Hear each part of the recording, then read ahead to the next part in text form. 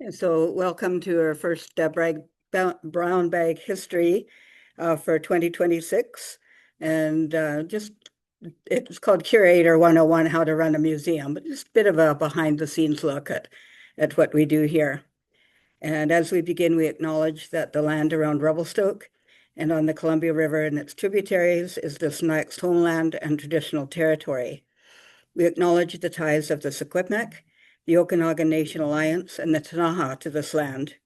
We acknowledge our use and inhabitation of this land, sacred to these four nations. We respectfully honor their traditions and culture.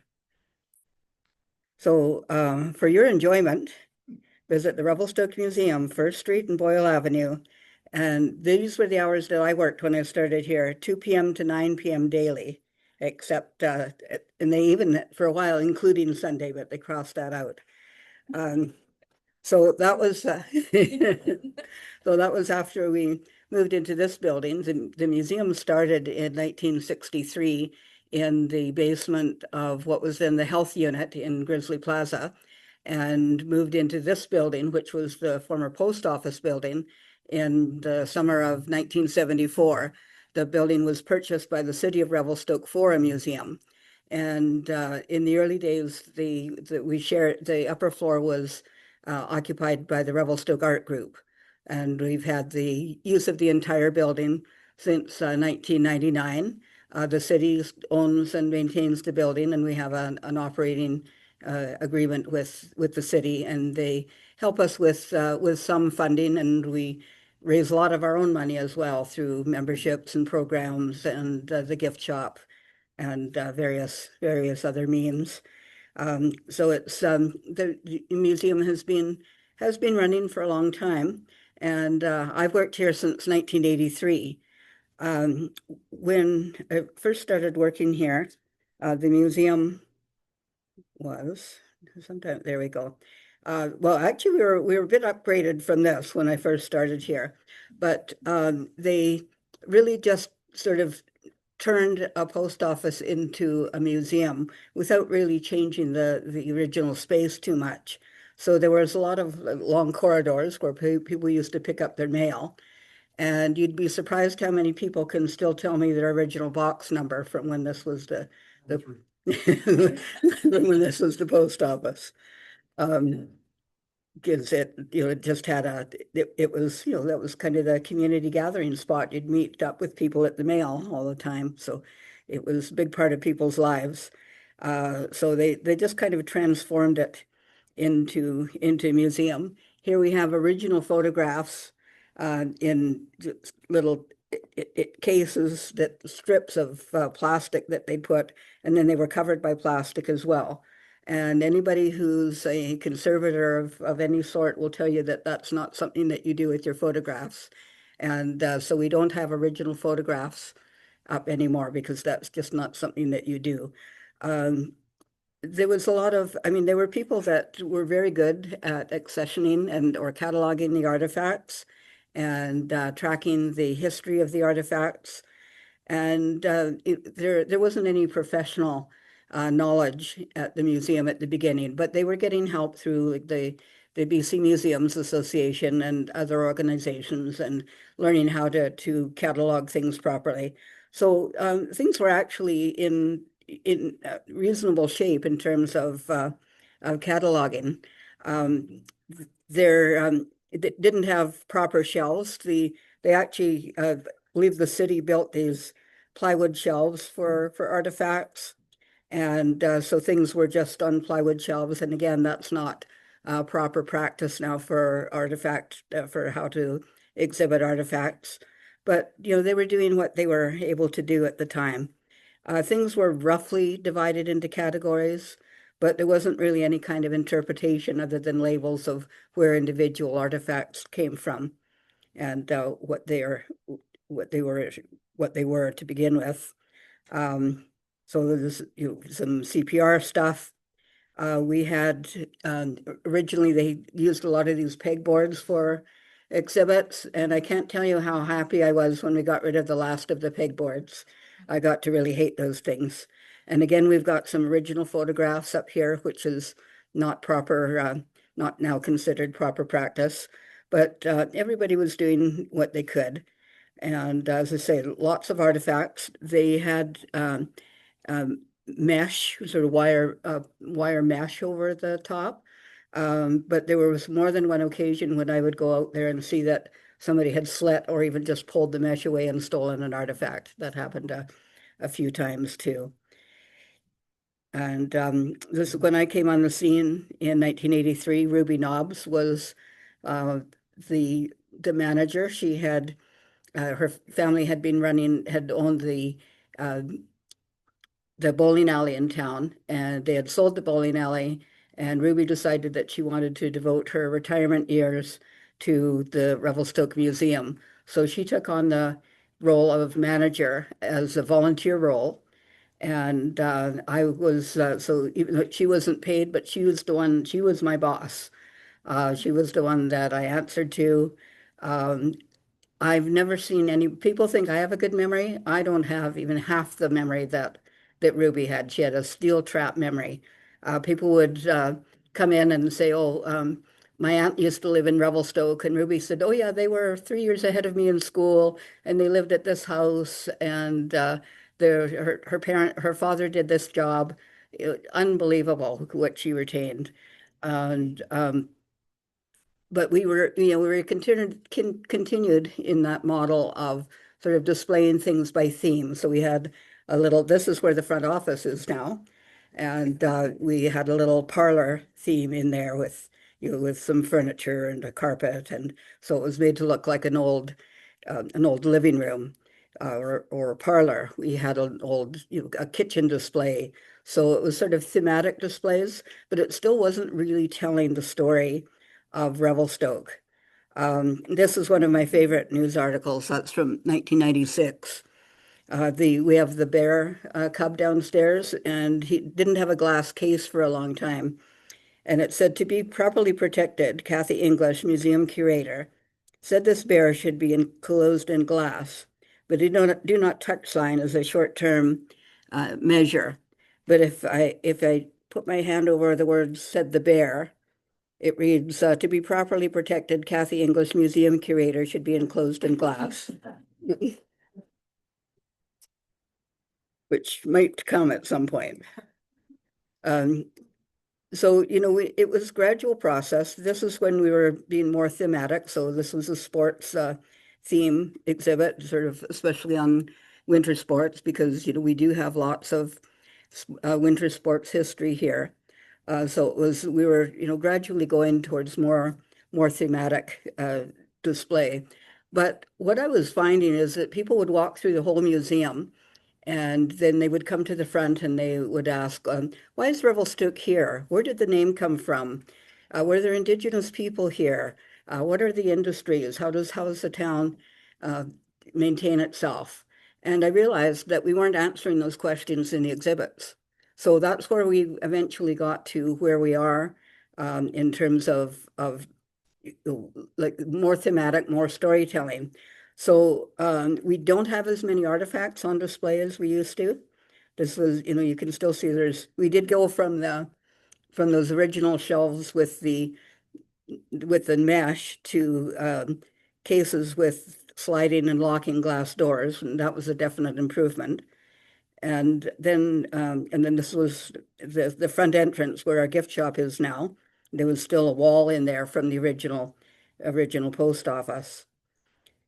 This was a photograph that just threw in for fun. This was the would be March 1st, 1989, the 90th anniversary of the incorporation of the city. And we did there was a big special event at the community center. A lot of different groups were there, and members of pioneer families. And we had 90 cakes there. So that was sort of a big part of the celebration was these 90 cakes. So and Ruby and I are both doing something that we would no longer do, which is wearing artifacts. So we broke a lot of rules back in the days. So one of the things that we really realized was that our storage of artifacts needed to be improved. We had several rooms downstairs where there was just lots of stuff. Um, this was, you know, like 3 rooms downstairs, and they were just packed full of things. They were vaguely in categories, but we did have good paper records of all of the artifacts that we brought in, but we didn't have a system of tracking where they were in storage other than, we knew vaguely which room something would be in. So if somebody came in and said, my Aunt Agnes donated a teacup in 1965 and I'd like to see it, my heart would sink because I knew it would take me a good half hour to find that teacup. So in 2013, we had a project where we were able to upgrade all of our shelving. So we now have rolling shelving units that took all those artifacts from those 3 rooms now fit nicely in this space, along with quite a few others that we've acquired since 2013 as well. So there was a lot of work to do that. Um, and I'll show you in a little while sort of how we maintain that in terms of record keeping. And then we, in our large storage room, we did a project in 2018 as well. So most of our storage is fairly well looked after. As part of that project, we also did, I guess I didn't put that, but we also upgraded the exhibit area as well. And that's when we sort of took out all of the little walls down in the exhibit room and opened everything up so that it was a more open space. Other than the one room at the back, we kept that had been for years. That room had been used as just storage of photographs and archival information. And now we were able to move all of our archives to this floor. So when you walk down the hallway, that room on that side of the hallway is our archives. So so that's all of our written material that we've collected. So minutes and things from organizations, all of our photographs, the local newspaper collection. So all of the archival material is stored up there, also in metal shelving. So we've moved a long, long way from where we were at the beginning. And then we started looking at, how we can make more impactful exhibits. So, we did this one from 2014 to 2018. So we were able to, use that whole room to do a thematic exhibit. That one's now our Mount Revelstoke exhibit because we do switch exhibits out. We opened the Land of Thunder and Snow exhibit in 2015. So, the early 2010s is when we really started moving into more of these thematic exhibits. And as well as, so the artifacts were used to help tell the story, but we would also use photographs and text to give more information about subject of the museum. And when you walk around, that's what you'll see. You'll see how we've taken a theme and used our photographs and our artifacts and our research to tell that story in a bigger way. Uh, yeah, I used to tell people that we'd only have exhibits so that we could have a cake from Jose. This was one of our first attempts at a themed exhibit. Laura Stovall did this one in around the year 2000 and on the Sinayaxt. And it was when we were just starting to learn more about the Sinayaxt and their history in this area.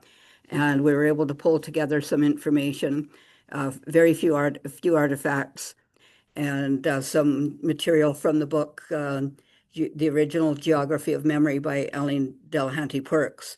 So we were able to sort of pull that together into an exhibit, just sort of the beginnings of talking about that history. And then we continued to really build a relationship with Virgil Seymour. And then when he passed away in 2016, and his role as a liaison from the Sinayaxt was passed on to Shelley Boyd. So we worked with the both of them to create the exhibit that we have now and to continue to build that relationship and to continue to add information on that story. So there's the current exhibit that we have that opened in 2016. So that's been a really big part of sort of looking at how we develop exhibits is who can we talk to? Who can we work with to make sure that we're telling the story accurately. And in terms of the Sinias exhibit as well, it's really important that we just don't interpret their history, that they are a part of building that. So every word that we did was directed by and reviewed by Virgil Seymour initially, and then ongoing from Shelley.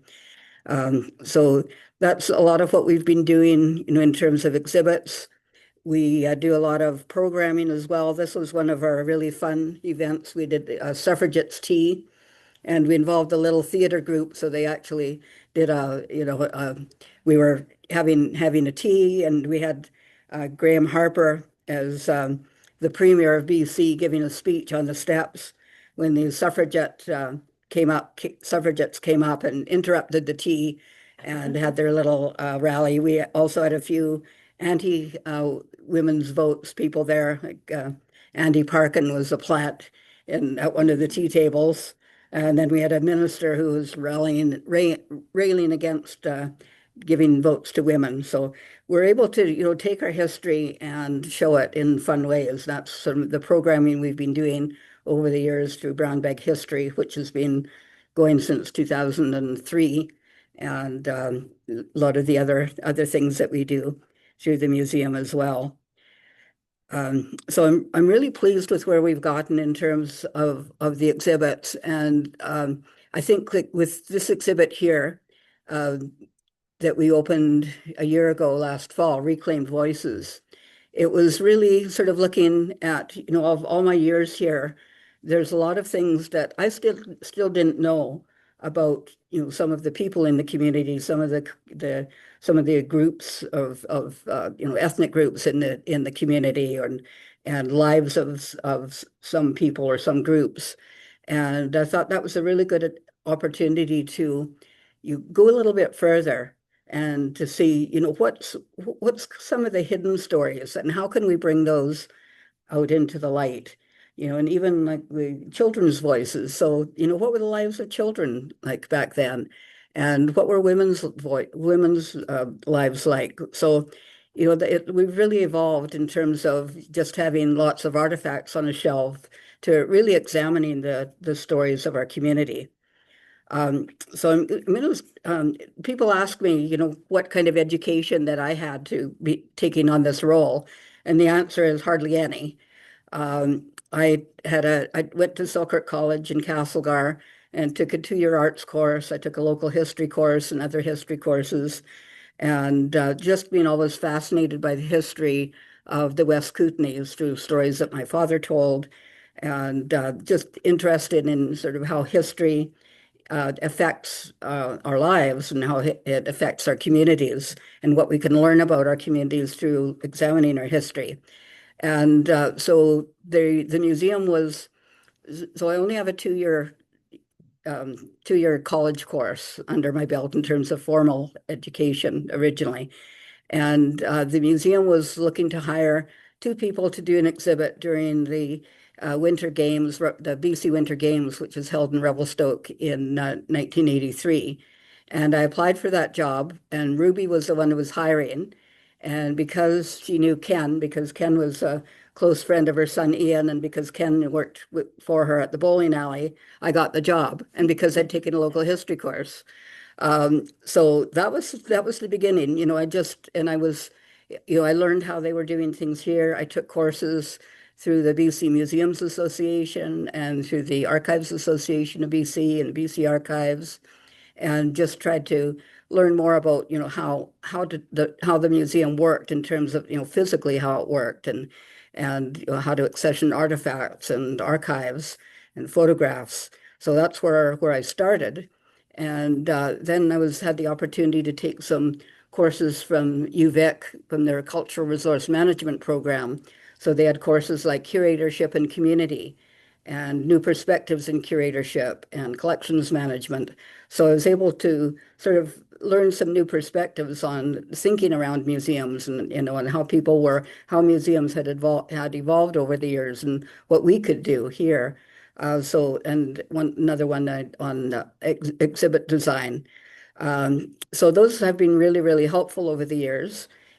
And but if I was, starting out now and applying for a job, they wouldn't even look at me, with the education that I had.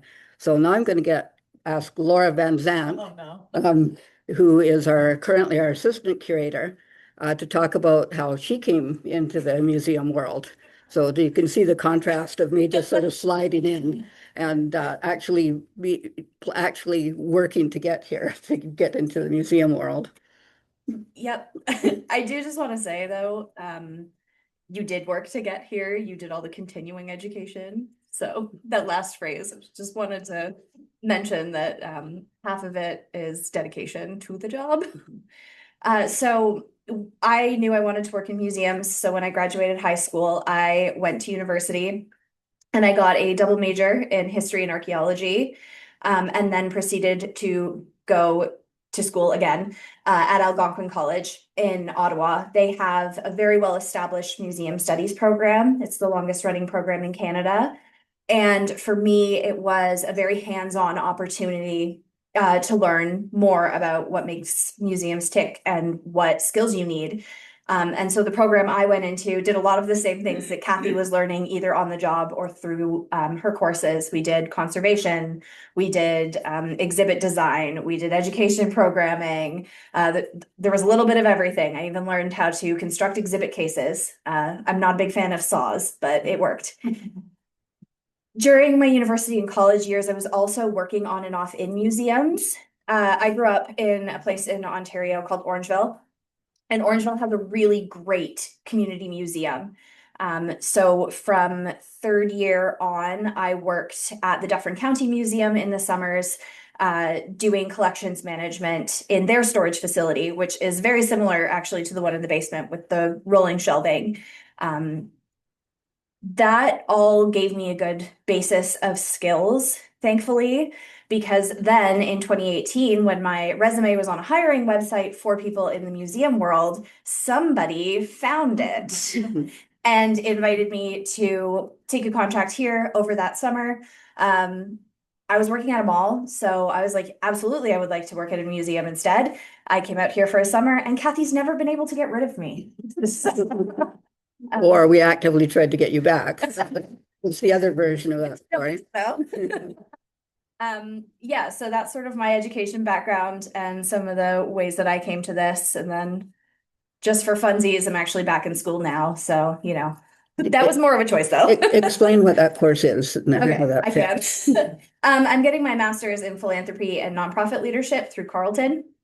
It's a program that basically takes the museum's knowledge and collections management side of things and tells me, okay, here's how you actually run a museum without just looking at artifacts. There's, fundraising and the nonprofit landscape and policy and all of the things that go into our jobs daily and keeping the museum open and operational and dealing with grants and all of those things, but kind of at the higher how to navigate the system level. Yeah, and I really felt strongly that, I mean, that's again stuff that I would find out when I needed to. Yeah. But I thought it's really important moving forward, where the world's different, how things operate is different. There's more rules and regulation. So we really felt that it was important to have Laura have that level of training. And that'll be a big asset both to us and to the whole community, really, to have somebody with that level of understanding of nonprofit management here. Yeah. If you're in nonprofits, the Chamber of Commerce does nonprofit boot camps, and Maggie Spizzeri and I are actually in the same program in the same year, and we'll be delivering a presentation on a to be determined topic in May at that boot camp. So. Yeah, and for those that don't know, I have formally announced my retirement at the end of this year, so end of 2026. And Laura is going to slide into my position just really easily. So much. It's very stressful. I plan on still being around to do the things that I really like doing, which is research and writing and helping families with research and that aspect of the job. But I won't have to do the day-to-day grind. But I think we've really made good strides here, and I think the museum is in a spot where I'm confident that it can move ahead with a really good team with Laura and Maria, our office manager, and Harumi in the archives, and then we also get occasional students and interns. So I'm going to show you a little bit, just sort of statically, just sort of static pictures of how we manage our artifacts. So this is our data collections, our collections management system. It's called Past Perfect 5, and it's a package that comes out of the States, but it works really well for our museum. A lot of museums our size use this software. So you can see here that we can um, have our object collections or artifacts, photos, archives, library, and even contacts. So we can even manage like our membership through that. We can create reports. So whenever we do an exhibit, we use this to, first of all, to search to see what possible artifacts would work for the exhibit that we're putting together. And then once we've done that, we create an exhibit list. So then we have a list of everything that's on display for that particular exhibit, so we can track it and that sort of follows through the database too. So we're finding it's been really helpful for us. Initially, me and one other person, Peter Nicholson, took all of our paper records and put them on a Microsoft Access database. And we used that for about 15 years before we transitioned to this one, which just is more user-friendly and does a lot more than the Access database could do. But so here's an example of one of our records in the object catalog. So everything that we've got has a unique number. So the object ID for this artifact is 2021.48.6. And that means that it was accessioned or cataloged in 2021. It was the 48th item to come in, or 48th collection to come in that year, and was the sixth. It was one of at least 6 items in that collection. So those 3 numbers tell us quite a bit of information already about that artifact. And the museum was using that system right from the very beginning, except their year number, they were using 2 digits. But at some point, we thought, well, it'd be nice to think that we'll be around for more than 100 years. So now we use, and that is standard now for museums to use a 4-digit year for your artifacts. So uh, everything going forward has a 4-digit year. We know that there has, to that point, there'd been at least 48 collections of artifacts coming in, and that this particular artifact is one of at least 6 items. So we get a lot of information right from that. We track the source, so who donated it, and then if they in this example, he actually donated it from on behalf of somebody else who'd collected it, who had found it. So we've got all this information. We describe it in very great detail. We say where and when it was found by, or so the provenance is sort of where it came from.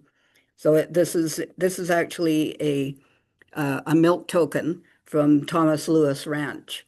And we know that he had a ranch here in the late 1890s, early 1900s. And and it was found by Ron Dedesenko in the former Hotel Revelstoke site on CPR Hill. So that's the site above where um, the CPR station is now. So we put in as much information as we're able to in this, because the more information we have on the artifacts, the more valuable it is to us and the more stories it can tell. So it just a milk token, but we can tell you, who Thomas Lewis was. We can tell you that he had a ranch. And then even in terms of where it was probably found in the dump of the former dump of what had been the CPR hotel. So a lot of information just is available through there. Um, We also have, we follow standards called nomenclature point four, and this is a cataloging tool in the museum world. It's was originally started by the museum community in the US, but as they go forward with further additions to it, there are Canadians from the uh, Canadian Heritage Information Network who are involved whenever they do a revision of this. So in this one, the object name is token. The category is communication objects. The classification is exchange media. So sometimes those lists can get really involved, but that means that like anybody across any museum can find artifacts that they're looking for in using those classification systems. So it's just making sure that we're using the same standards as other museums. If you go back into our old collection, you might find this might be called a cup, it might be called a glass, it might be called drinkware. So the idea is to make sure that we're using standard terms all across the board. There definitely are still things that from the 60s that where the object name hasn't been updated, but that's something that we continue to work on, when we have students and continue to upgrade that way. There's I'll just show you a few of our recently acquired artifacts. This was we produced our own little coloring book last year, or yeah, last year, yeah, or year before, and somebody saw that advertised and said, "Well, I have a coloring book that was done by Mike Wilkie in the 1980s," so they brought in a copy of that.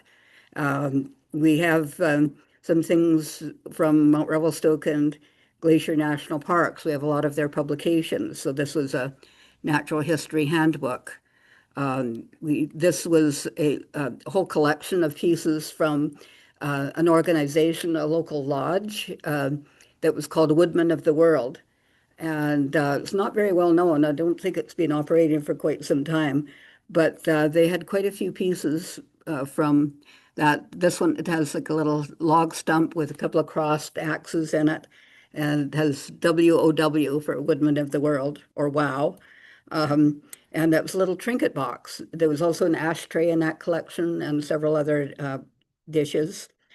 Somebody donated quite a few ribbons from the Winter Games in 1983. The Elks Lodge had recently folded, so we got quite a bit, some material from them, some information, and some artifacts, so a couple of their fezzes and a box. This was the Karate G or outfit that had belonged to Chick Sharp, who was involved in karate for many, many years before he passed away. This was a really interesting little bank that came from a family collection, and it actually has the portraits of King George V and Queen Mary on the front. So just, interesting things that keep coming into the collection. I'll just say something about the Elks. When they donated their material, I said, well, if you have your minutes, we'd like them too.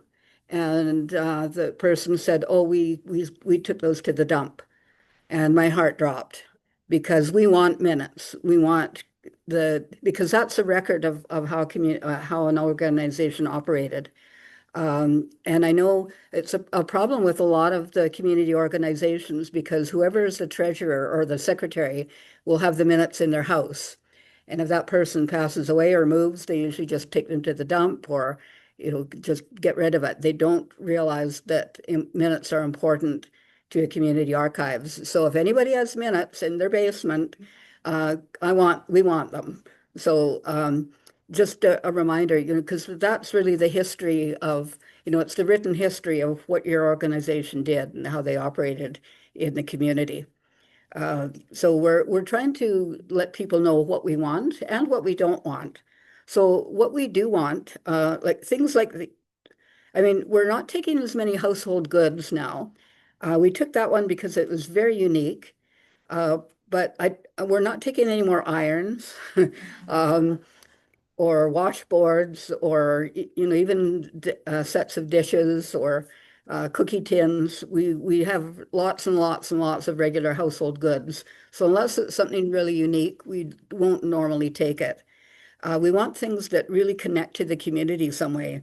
So there was the karate gi of somebody who was very involved in the community, teaching karate for a number of years. So that's a very significant piece.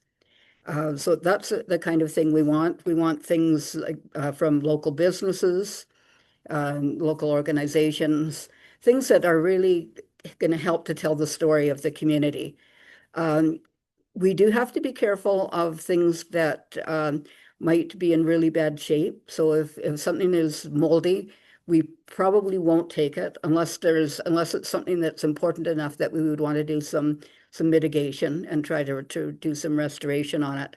But we don't really have the resources in here to do restoration. We'd have to consult with somebody from the outside, and other things that are in really bad shape, or could pose if something that's in something infested with insects or something, moths.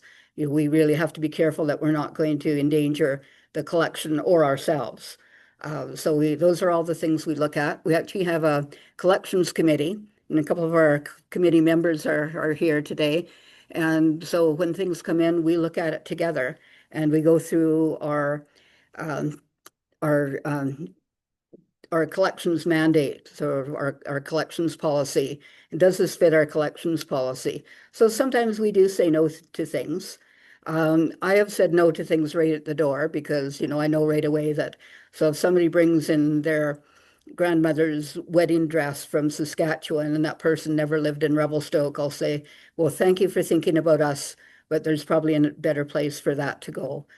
So we don't take things that don't have a clear connection to Revelstoke. And as I say, there's things that we've stopped taking now, like typewriters and adding machines and office equipment.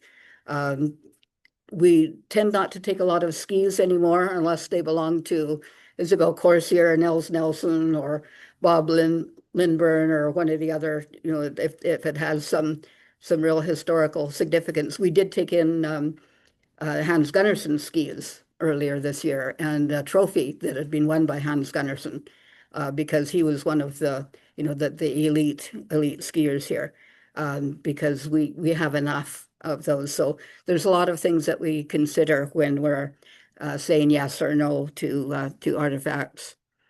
Some things are absolute yeses right from the minute. Sometimes I get extremely excited, and when I see something walk in the door that I know is a really important piece for a collection. We also have a collect. We have close to 10,000 artifacts in the collection, and over 14,000 photographs in our collection, and we're always getting more. So this was one that came in from the estate of Chester Lougheed. It's a little bit faded, but it was a hunting and fishing trip that they made to the Jordan in September of 1911, and they definitely did well with the fishing. And everybody in there was identified. And when I was back in the 1980s, we had all these photographs just sitting in envelopes, which again wasn't proper storage. And there was no identification. There were a lot of them had identification on them, but we had no way of finding that identification except through going through every photograph. And one day there was a woman in who was desperately looking for photographs of her father because she had none. And we went through, she told me some of the things that he was involved in. She said he was involved in the band. So we looked at all the band photographs and we found a couple of photographs of him, and she was in tears. So from that point, I started creating little file cards with names and photographs that those people appeared in. So I went through every photograph in our collection. Thank goodness we only had about 3,000 then, not 14,000, but did that all on file cards. So now that's all in the database. So if I'm looking for somebody says, do you have a photograph of my Uncle Edgar? We just go into the people file in the database, type in the last name, and if there's a photograph of him, it'll appear there. And that's been, you know, students and staff entering all that information. And then we also have search terms. So, you know, if I'm looking for the Jordan River, it'll show up there. Even broader terms like sports and recreation, fishing. But if I'm looking for something specific, it'll be there. So if we have a photograph of a building or a house, we'll put the street address in there, so you can search by the street address and find it. I put in cats, dogs, chickens, bears, any other animals, because if it's International Cat Day and we want to do a Facebook post, I want to be able to find all the cat pictures. So all you can, for like a street scene, you can just put in any terms you want, and that just makes it easier to find stuff. So rather than everything having um, to be dependent on my memory, which is starting to fade a little bit, and because I'm retiring, we want to get as much information in this as possible so that everybody can find things easily. We also have the section for archives. So we've got lots of community records and business records in the archives. We have lots of things from the Revelstoke Hospital Society going back to 1901. We have records of the ski club, a lot of other organizations, the BC Mining Division records for the Revelstoke Mining Division.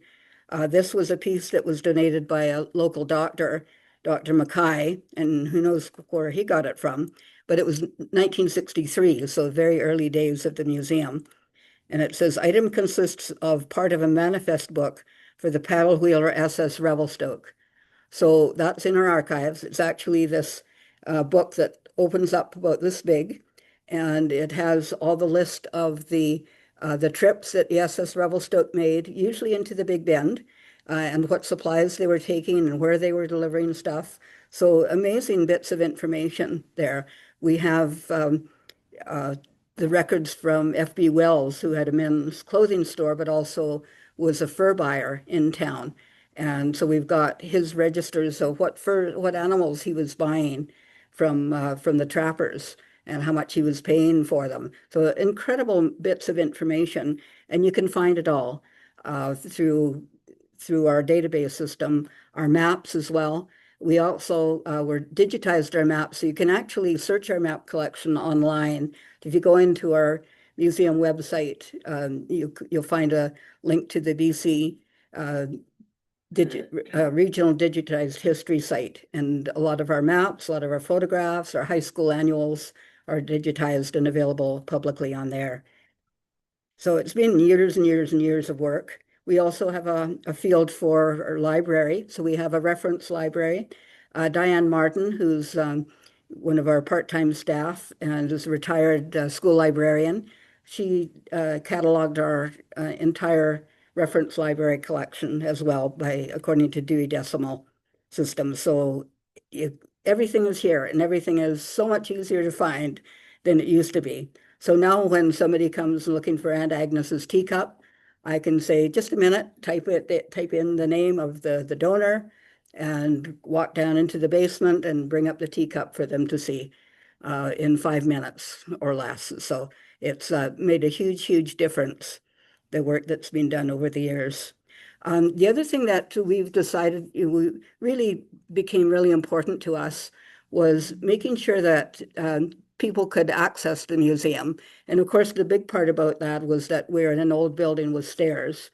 And so last year we opened after years of planning and fundraising, and then several months of construction, we opened the accessibility lift last year, which will take people from the parking at the back up to this floor. And that's just been a game changer for a lot of people. It's made it physically accessible. But our board has looked at other things that might be barriers in the museum. So as well, this is just part of our page. So if you go onto our website, revelstokemuseum.ca, you'll see some of the other accessibility resources that we've got on there. We even have some sensory material. So if you are finding the space too loud or bright, we've got noise canceling headphones, we've got sunglasses, we've got fidgets, we've got weighted animals, just to make people comfortable in the space.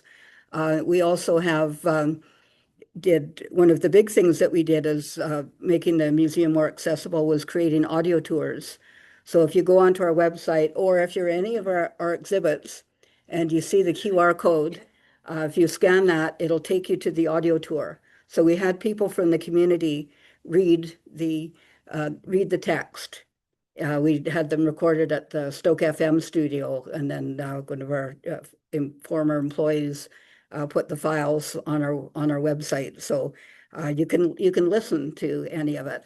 And that it was done for specifically for people with visual disabilities or visual issues or poor, low eyesight, but it's there for everybody. So if I know a lot of people, there's a lot of text in here, and if you go through and you get fatigue of reading fatigue, you can go back later and listen to it at home, or you can listen to them here while you're going through, or you can listen to them anywhere.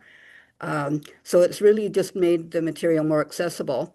And then right behind where Katerina is sitting, we have these little brochures, and those are that's the text of all of the exhibits as well. Uh, Laura put those together, and she used a font called Open Dyslexic, which is easier to read for people with dyslexia or reading disabilities.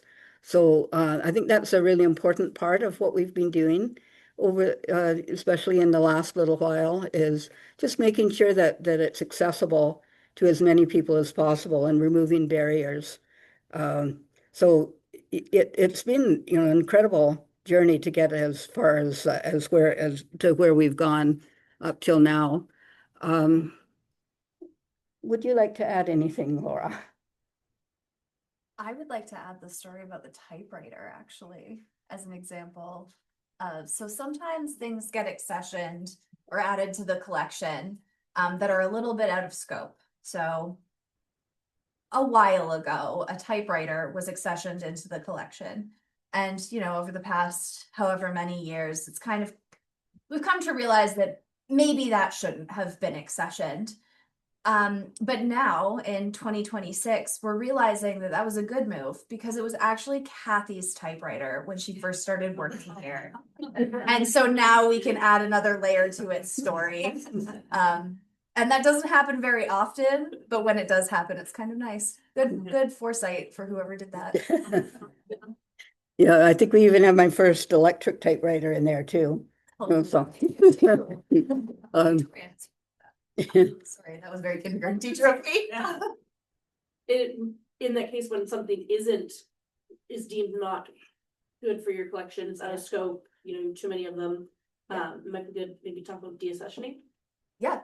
Are you cool if I talk about that, or do you want to talk about it, Kathy?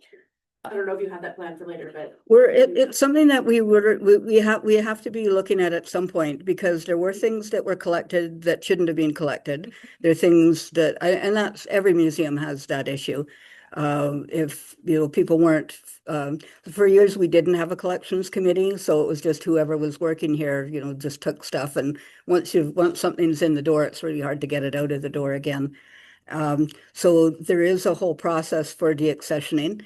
It's not as simple as just, saying, putting something out the door. There is a process for it. Things have to be formally removed from the collection, and then they have to be, if you wanted to, for example, sell it, before you could offer it for sale, you would have to offer it to other museums, see if you could find another nonprofit home for it. And then after that whole process was done, then you can do things in a public sale. You can't do private sales. We can't return things to the donors because because they've made a gift to a charitable organization. So you can't return something that's been donated to a charity. So there's lots of rules around that as well. And we haven't started that process yet, but we are going to have to at some point. We've been having our students and interns do a inventory of the collection. So will be sort of the logical next step. And some of the interns actually are starting to list things that could be considered for deaccessioning. Because when somebody donates something to the museum, it doesn't become the museum's property, it becomes the community's property. We're just a repository for the community's heritage. Which means if we've taken something in that we deem no longer appropriate for the collection, it has to go through all these steps because it doesn't belong to us. It belongs to Revelstoke. There are special circumstances though where something maybe would get pushed through. For example, if it's moldy. In the past, not here, for other organizations, I've had to do emergency deaccession plans because that's going to hurt someone. But for the most part, we have to be really careful. And no one's psychic. You can't predict when you accept something whether it will remain culturally relevant, or honestly, if it was in the first place. But yeah, it's a cycle. Okay, so I think we'll end for now, and then we can do further discussion. Next Brown Bag History is on Wednesday, January 28th, and this will be a departure from our usual Brown Bag History, but we've got a presentation by Jane and Keith McNabb, Arnie Moore, and Ann Nicholson, who did a bike tour last year of the Silk Road and some of the Stan countries like Kazakhstan and Uzbekistan. This is a photograph of from Almaty in Kazakhstan. And so I think that will be a really interesting talk. So I encourage people to come to that as well. So I'm just going to stop recording and then we can continue with our discussion.